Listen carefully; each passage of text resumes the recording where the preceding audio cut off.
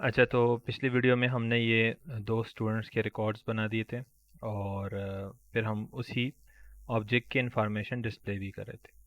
यहाँ पे अगर हम एक बात नोट करें तो ये जो जब भी हम यहाँ पे स्टूडेंट के ऑब्जेक्ट्स बनाते हैं और फिर हम उस ऑब्जेक्ट की इंफॉर्मेशन को डिस्प्ले करते हैं, तो यहाँ पे हम सेम पैटर्न ही रिपीट कर रहे हैं। तो अब अगर हम यहाँ S1 को देख ले तो S1 का नाम भी हम यहाँ पे प्रिंट कर रहे हैं और फिर आगे रोल नंबर प्रिंट कर रहे हैं। इसी तरह S2 का नेम हम प्रिंट कर रहे हैं और फिर आगे रोल नंबर। तो अब यहाँ पे हम एक नई चीज़ करने जा रहे हैं, जिसमें अगर हम कोई काम एक जैसा करते हैं हर ऑब्जेक्ट के साथ, तो उसको हम एक कॉमन एरिया में हम पोस्ट कर देते हैं या कॉमन एरिया में हम वहाँ मूव कर देते हैं और फिर उसको हम एस जो ऑब्जेक्ट हैं उसके थ्रू कॉल करते हैं।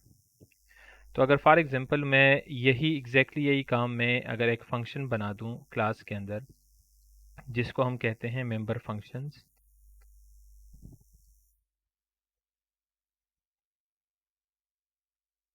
यहाँ पे सेम फंक्शंस ही होंगे जो आम प्रोग्रामिंग में फंक्शंस होते हैं।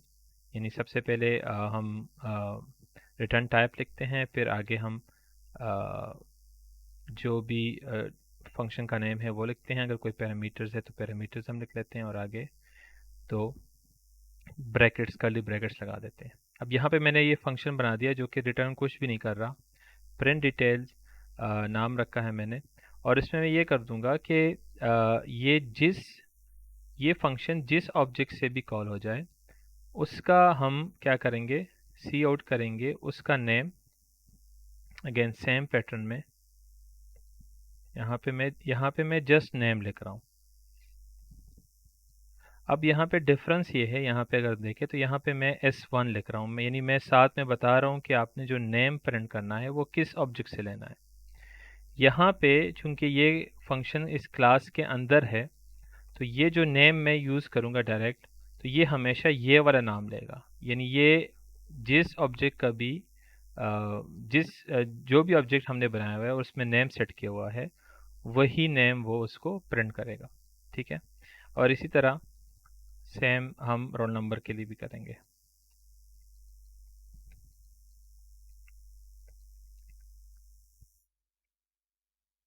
ठीक है, अब यहाँ पे हमारे पास ये प्रिंट डिटेल्स का फंक्शन बन चुका है जो कि नेम और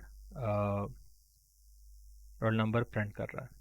ठीक है, अब यहाँ पे मैं आ जाता हूँ, तो यहाँ पे मैं इन दोनों लाइंस को मैं रिमूव कर देता हूँ या मैं कमेंट आउट कर देता हूँ कि हमें अब इसकी ज़रूरत नहीं है।